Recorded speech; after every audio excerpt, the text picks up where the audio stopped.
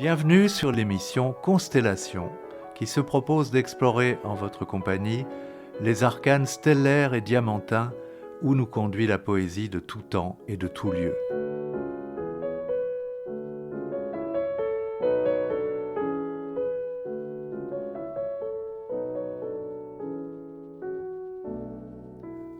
Bonjour, vous êtes bien à l'écoute de l'émission Constellation en direct. Voici donc un second volet consacré au poète René Guy Cadoux. Cadoux, peut-être trouve-t-on dans certains de ses poèmes mention de son nom, qui précisément, je pense qu'il en était conscient, évoque la douceur. On avait dit la dernière fois que l'univers de René Guy Cadoux était fait de tendresse et d'amour, sans la moindre mièvrerie. Pour preuve, de nouveau, je vais lire des poèmes qui donnent une idée de la tendresse qu'il éprouvait envers ses parents. Témoin, ces deux poèmes. D'abord, un poème intitulé « Tristesse ». La tristesse, pardon. Embarqué dans le train de nuit qui ne s'arrête jamais, sans avarie possible de machine, sans espoir d'entendre battre au loin une petite gare, ses volets verts et la pluie grise de son timbre, mais la grande fuite est perdue dans une éternité malingre. Anna, ma mère, dans la couchette du wagon, et mon père au-dessus qui la protège de son affection. Je vous vois, l'un et l'autre, dans ce même lit où je suis né. Je suis couché entre vous deux, et vous n'avez plus de place pour vous retourner. Je prends dans mes deux mains vos deux mains qui s'éteignent pour qu'elles soient chaudes et farineuses comme des châtaignes, quand la braise d'hiver les a longtemps mûries. Ah, croyez-moi, je ne sais rien de plus atroce que de vous laisser partir seul pour ce voyage de noces, que d'attendre, durant des mois et des années, derrière la fenêtre étroite et grillagée, le passage de l'ange essoufflé qui m'appelle, à l'aubette perdue dans les genêts du ciel, où le train qui vous mène est enfin arrêté. Un autre poème, toujours à l'adresse de ses parents, intitulé précisément « Chambre de la douleur ». La porte est bien fermée, une goutte de sang reste encore sur la clé. Tu n'es plus là, mon père. Tu n'es pas revenu de ce côté-ci de la terre depuis 4 ans. Et dans la chambre, je t'attends pour remmailler les filets bleus de la lumière. La première année, j'eus bien froid, bien du mal à porter la croix, et j'usais mes belles mains blanches à raboter mes propres planches, déjà prêtes à partir sans toi. Puis, ce fut le printemps, la Pâque, je te trouvais au fond de chaque sillon, dans chaque grain de blé, et dans la fleur ouverte aux flaques impitoyables de l'été. Jamais plus les oiseaux n'entreront dans la chambre, ni le feu, ni l'épaule admirable du soir, et l'amour sera fait d'autres mains, d'autres lampes, ô mon Père, afin que nous puissions nous voir.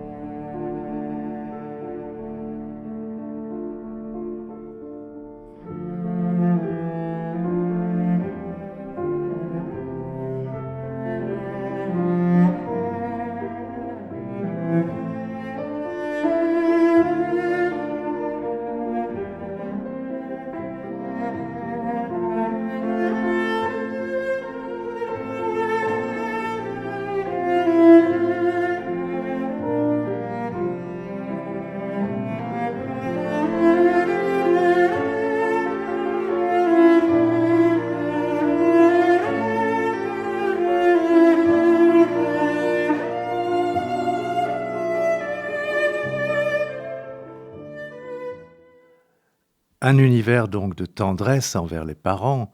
On avait rappelé la dernière fois que sa mère est morte en 1932, alors que le poète n'était âgé que de 12 ans, et son père mourra en 1940, au moment de la débâcle, alors que le poète n'est âgé que de 20 ans. Mais un univers d'amour aussi, on l'avait vu aussi, on l'avait esquissé la dernière fois, un univers d'amour vers Hélène, qui cristallise ce qu'un poème titre ainsi « L'étrange douceur ». Comme un oiseau dans la tête, le sang s'est mis à chanter, des fleurs naissent, c'est peut-être que mon corps est enchanté, que je suis lumière et feuille, le dormeur des porches bleus, l'églantine que l'on cueille, les soirs de juin quand il pleut.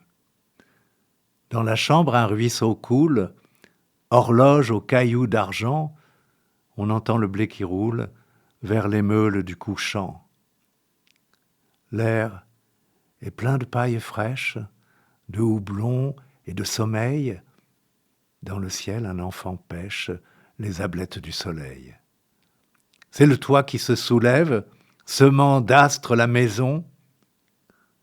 Je me penche sur tes lèvres, premier fruit de la saison.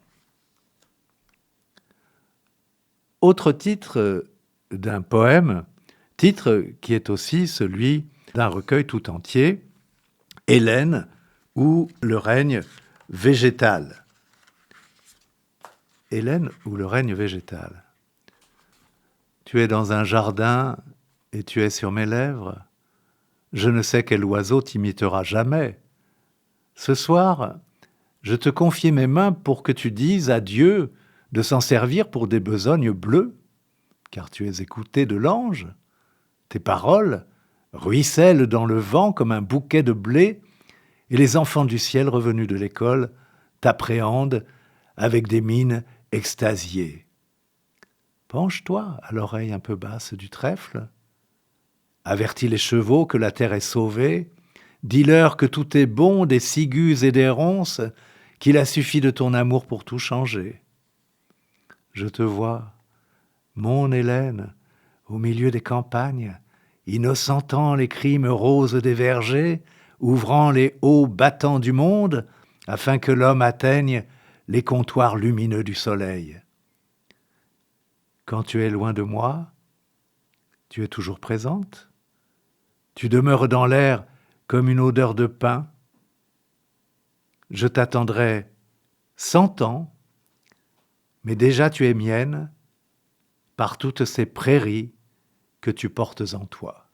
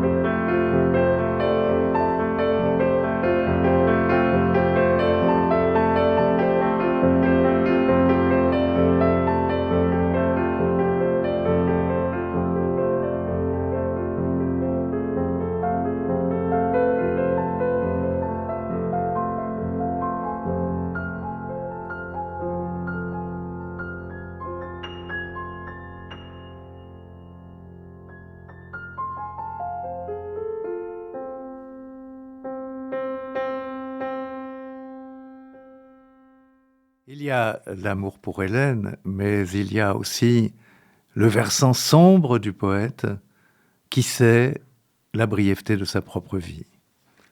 Par exemple, je vais lire ce poème intitulé « La barrière de l'octroi ».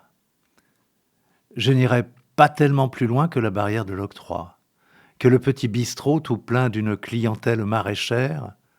Je ne ferai jamais que quelques pas sur cette terre, et dans cette grande journée, je ne passerai pas pour un vieil abonné. Si les miracles font qu'une image demeure, la mienne tremblera dans les vitres gelées, comme le chant lointain d'un enfant colporteur. Le temps qui m'est donné, que l'amour le prolonge. Et dans ma solitude, un instant habité, j'accrocherai des panoplies de bouts du monde, de grands pays couverts d'oiseaux effarouchés. L'amour et moi paraisserons dans ces campagnes aux jours roses et pâles, ainsi qu'un vaisselier. Le soir, nous nous assoirons à la bonne table de la diseuse d'aventure et du roulier. Notre nom flottera à la maîtresse poutre parmi les numéros victorieux des conscrits. Nous saignerons le coq et le sang noir du doute ajoutera par son énigme au manuscrit qui n'est rien qu'une page navrante, où l'homme et sa détresse sont tout au long couchés, comme au fond d'un grenier, éclairés par les pommes, les 6 ans d'un enfant, et son jouet mutilé. Et puis ce poème, daté de 1944-1945, qui semble un clin d'œil au dormeur du Val rimbaldien, intitulé « Chanson de la mort violente ». C'était un mort de mort violente, un mort trouvé dans un fossé, quelqu'un qu'on n'avait pas osé recouvrir aussitôt de cendres et que le ciel avait caché. De le voir si jeune et si pâle et si calmement endormi dans la mort, on avait envie de mourir d'un amour semblable pour mieux revivre auprès de lui. Il portait à son côté gauche une étoile qui fut son cœur, et son beau sang qui faisait peur avait coulé jusqu'à sa poche, la gonflant comme un autre cœur. Aimé, ses mains gardaient la trace de son amour et de ses fers. Sa pauvre bouche de travers souriait encore sous la grimace qu'en mourant il avait dû faire. Il sortait d'un pays d'enfance, couvert de flammes et d'oiseaux, un pays qui montait si haut qu'il l'avait appelé la France et le serrait contre sa peau. Ce n'était pas un patriote, mais un enfant du premier jour qui chantait à tue-tête pour dominer le bruit sourd des bottes qui effarouchaient son amour. Il chantait la fenêtre ouverte et si loin portait sa chanson qu'on l'entendit dans les prisons où, sur des murs blancs de salpêtre, des hommes reposaient leur front. Elle passa dans les campagnes, suivit la route des laitiers, devant la porte des chantiers, elle alluma des feux capables de réchauffer le monde entier. Lui chantait, comme on chante, à l'âge de l'espérance, et sans savoir que sa chanson devait avoir, sur tous les hommes de son âge, le plus merveilleux des pouvoirs. Il voyait au-dessus des villes un grand soleil s'éterniser et les villages s'embraser comme une joue de jeune fille au premier regard extasié. Mais, par un matin de décembre, avec des morts sur les trottoirs, on l'emmena au fond du noir sans qu'il pût refermer la chambre où dormait encore son espoir. S'il vécut alors, c'est par crainte de n'avoir pas assez donné son cœur et ses mains sans compter à tous ses amis dont les plaintes le tenaient la nuit éveillé. Il trouva des forces nouvelles pour s'enfuir et promit à ceux qu'il aimait de songer à eux et de leur ramener la belle à laquelle il faisait 12 yeux. Hélas, la belle, la très grande, celle qu'on nomme liberté, il l'a connue dans un fossé, et c'est un mort de mort violente qui s'achemine dans l'été. Peut-être alors, l'au-delà des ombres pourra-t-il être trouvé du côté de la référence non dissimulée à l'univers d'Alain Fournier, l'auteur du roman Le Grand Maulne, paru peu avant la guerre de 14. Et le lien spirituel entre les deux écrivains est sans doute une clé pour comprendre René Guy Cadoux. Voici donc un poème intitulé Symphonie de printemps. Ô vieille pluie, souvenez-vous d'Augustin Maulne, qui pénétrait en coup de vent, et comme un prince dans l'école, à la limite des féeries et des marais, en un pays mené de biais par les averses, et meurtri dans son cœur par le fouet des rouliers, le lit défait du garde-chasse, les chemins creux du monde entier, c'est là que je t'attends, c'est là que je te veille, printemps, comme un chanteur des rues, printemps, pareil à la petite lumière d'un vélo sur la route. Voici que le plus simple entre nous s'émerveille d'avoir entre les mains un bouquet de jonquilles. Et l'oiseau, qui dormait encore, se souvient d'une fenêtre au bout du monde. Peut-être que là-bas, dans les terres perdues, une jeune fille de famille, toute nue, se dresse à la croisée ouverte et se regarde dans un morceau de lune triste comme un parc. Peut-être bien que c'est ainsi dans les romans.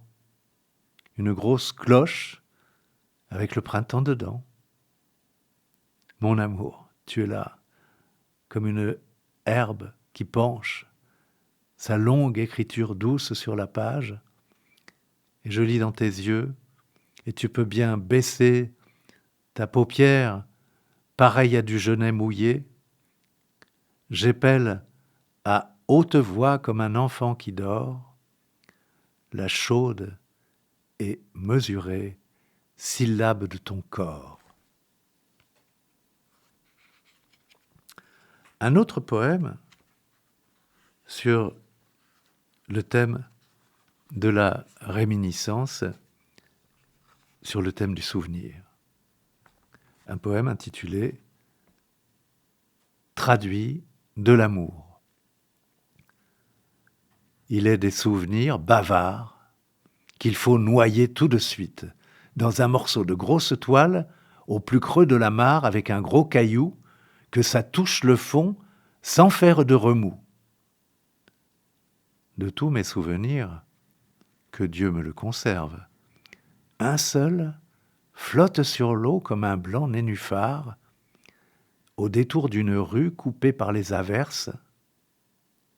Un soir d'automne ou de décembre, quelque part, dans une ville triste et lourde, avec des femmes ensanglantées sous la lumière des trottoirs, la seule aux pieds d'enfants qui marchent comme on danse, à 10 ans dans les cours d'école d'autrefois, en jetant vers le ciel des écorces d'orange qui brillent si dangereusement sur le toit, la seule est retrouvée après tant de voyages, quand on a descendu et promené ses malles 100 fois dans le corridor mauve du chagrin.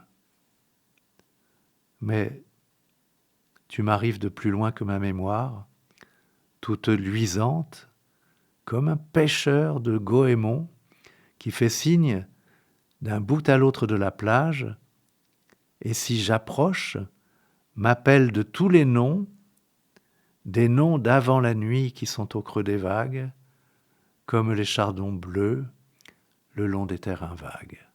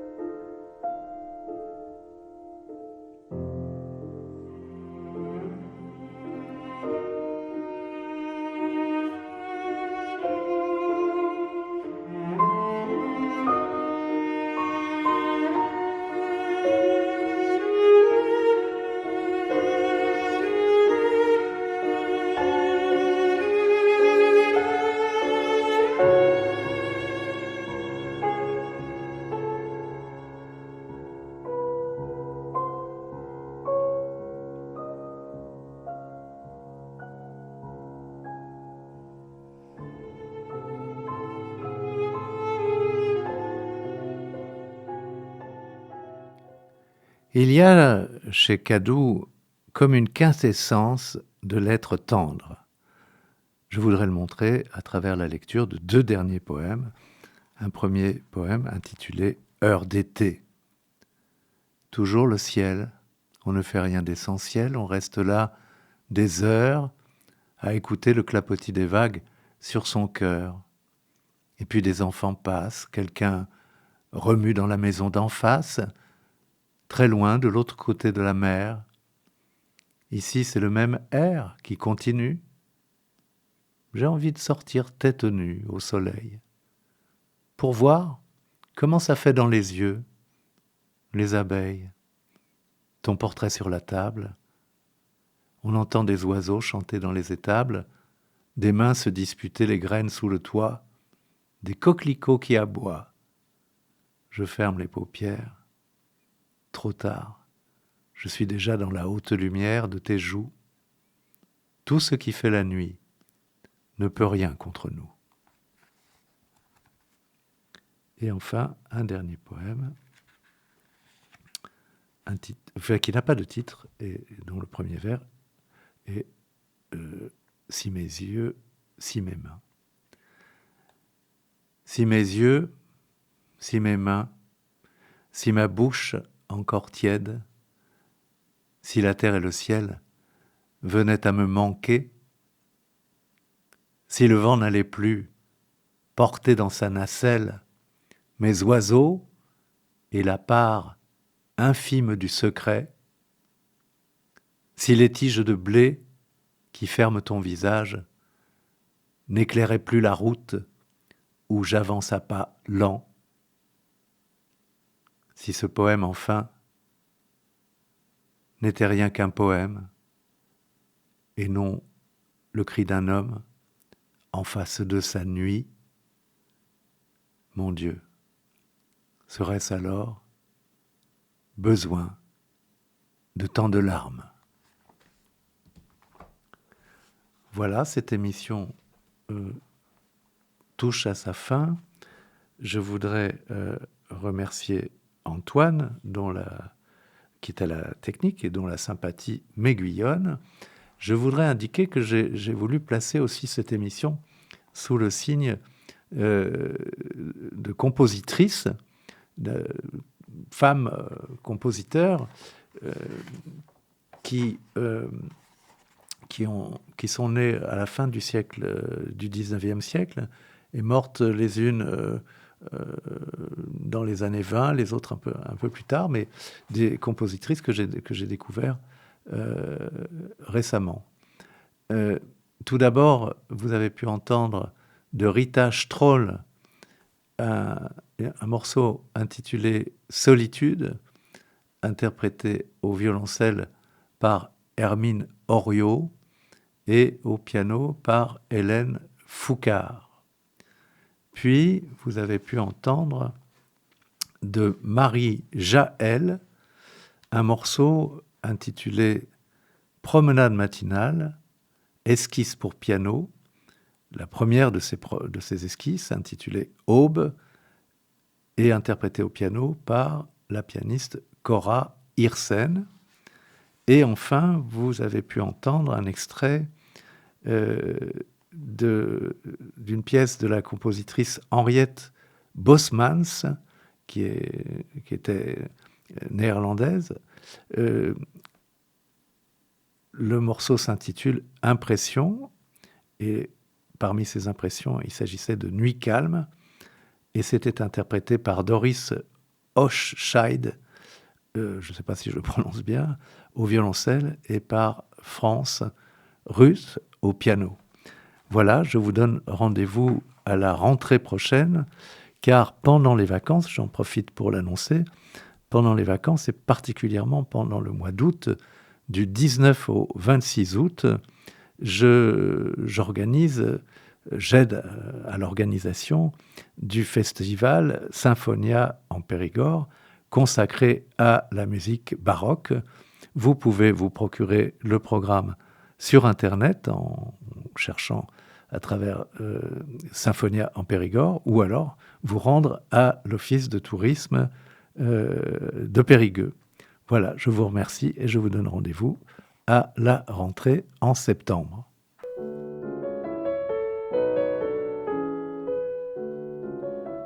Cette émission hebdomadaire est diffusée en direct les mardis de 10h à 10h30 et rediffusée les vendredis de 13h30 à 14h.